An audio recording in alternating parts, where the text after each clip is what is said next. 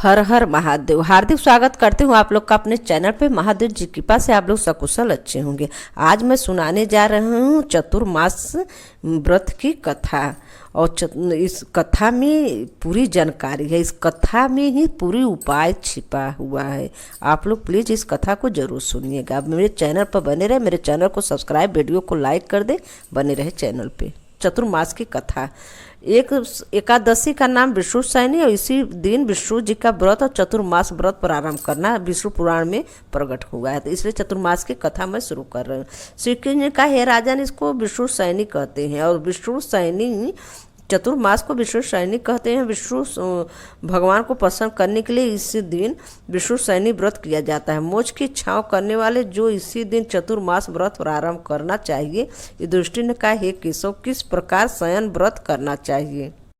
प्रेम पूर्वक करते वह वैकुंठ के निर्भरता पूर्वक प्राप्त करते हैं। जो भगवान विष्णु की चरणोदक नियमित रूप से पान करते हैं, मतलब चरण धोकर, जिसे चरणामृत धोकर पान करते हैं, उसका आवागमन बंद हो जाता है। जो भगवान विष्णु के मंदिर में त्रिकाल अष्टोत्तर शत गायत्री जप भक्ति पूर्वक करते हैं, संसारिक माया के पुनः लिप्त नहीं होते। नित्य प्रेत पुराणों और धर्म शास्त्रों की कथा को सुनने वाला या वस्त्र और सुवर्ण सहित पुस्तकों को दान करने वाला पुण्यवान, धर्मवान और ज्ञानवान होता है।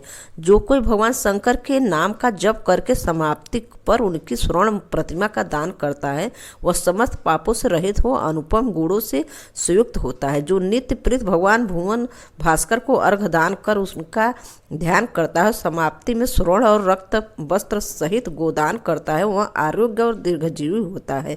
चतुर्मास पर्यंत गायत्री मंत्र और यथोचित संख्या में तिल से होम करने वाला, समाप्ति पर तिल सहित पान पात्र का दान करने वाला, या तिल सहित मतलब तिल भर कर पात्र का दान करने वाला, या कायिक और वाचिक और मानसिक पापों रहित से हो जाता है।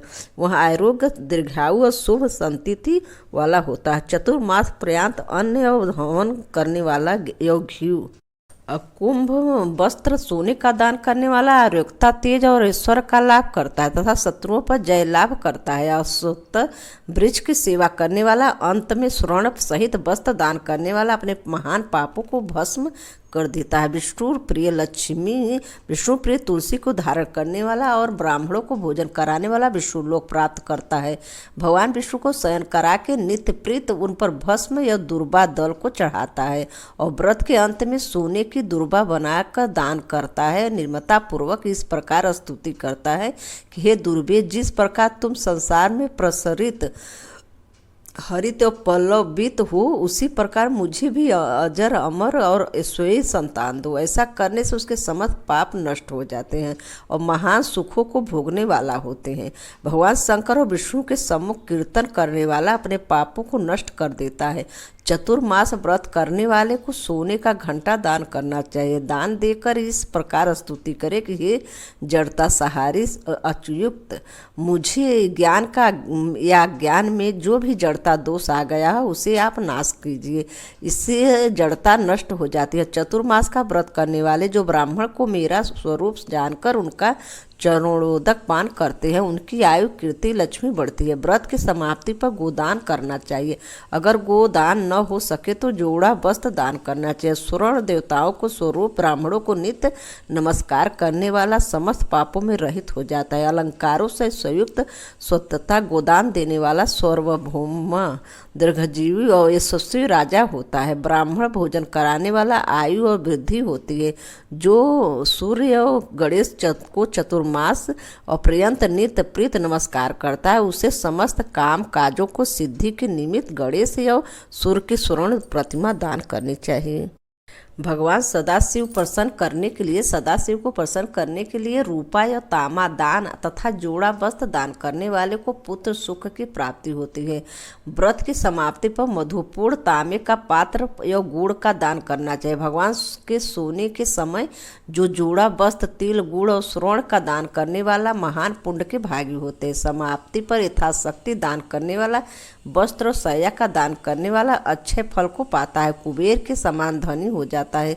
श्री कृष्ण ने कहा, हे राजन राजा थ्री राज्य और पुत्रार्थी पुत्र को निष्काम मोक्ष को पाता है। चतुर्मास में ब्राह्मण को शोक फल और मूल भोजन देने वाला, समाप्ति में यथाशक्ति दान दक्षिणा देने वाला राज्य का भागी होता है।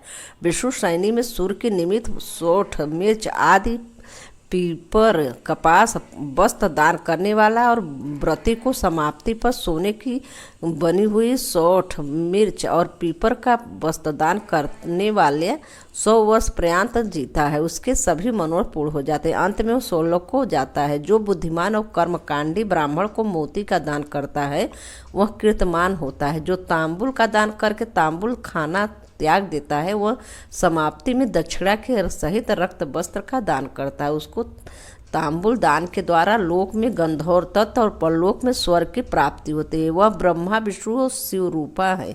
अस्तु इसके दान करने से देवताओं द्वारा प्रचुर समाप्ति प्राप्त होती है। चतुर्मास में जो स्त्री पुरुष नित्य प्रेत गौरी और लक्ष्मी के प्रसन्न करने के लिए हरिद्रा दान करते हैं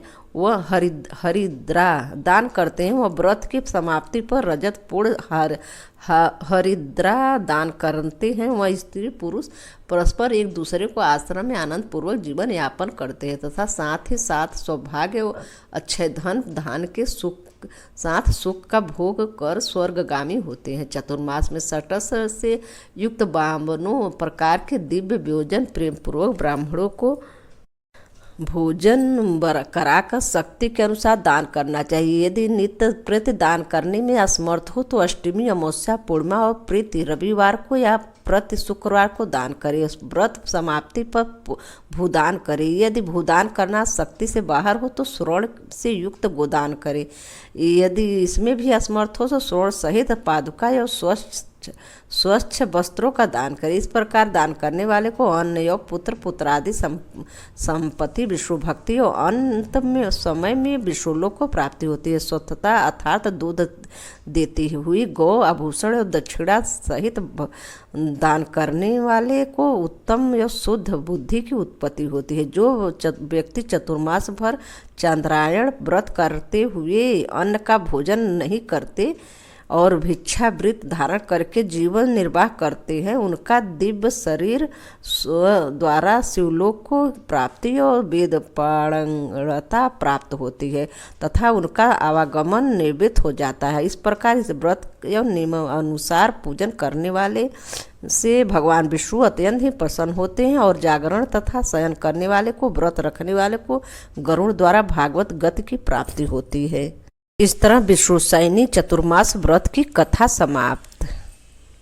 ओम नमो भगवते वासुदेवाय नमः। हर हर महादेव। धन्यवाद।